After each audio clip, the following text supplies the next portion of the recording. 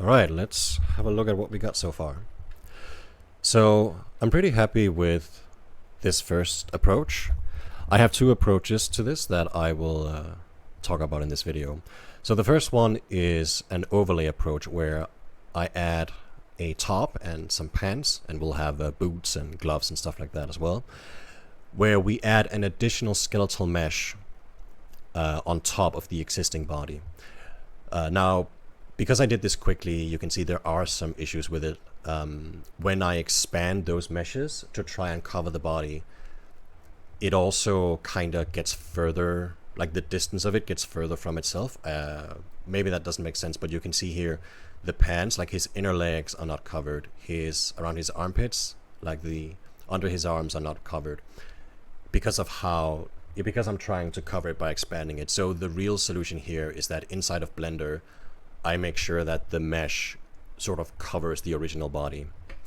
So that is the first approach, which I'm currently doing. The other approach is that we actually delete his main body, and instead we have his whole body consist of separate parts, so that whenever we put on some clothes, it just changes that part. And then if you need some extra, like if you need something to feel like a thicker armor, it's just part of the mesh. Like it just has more volume to it.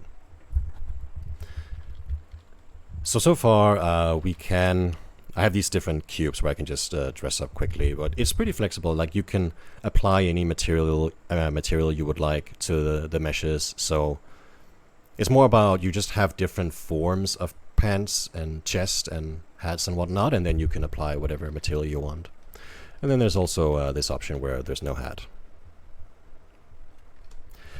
Now, because I did this in Blender, I did this very quickly. You can see around the neck, around the edge between the pants and the shirt, it's very roughly cut. This is obviously something I can refine. For now, it's just about seeing if we can make this work. So these dressers here are just some small containers where I can interact with them, and they will tell me, okay, for the top, you're gonna have this shirt mesh or top mesh, and we can apply different materials to it. So when it comes to items, they will obviously, like a piece of armor will have this struct most likely, and we can customize it as we want. And it will be interesting to get your opinion on this as well, because I know for chunking, I think this is going to be very relevant. Now, I did reach out to some people that I know I used to work with. They have worked on a clothing system as well in Unreal Engine, so it will be nice to get their opinion on what a good approach is between these two, or maybe they even have something third in mind. But yeah, it's pretty nice. Like the skeletal meshes follow the animation, as you can see. Right now, it's just a matter of scaling it correctly.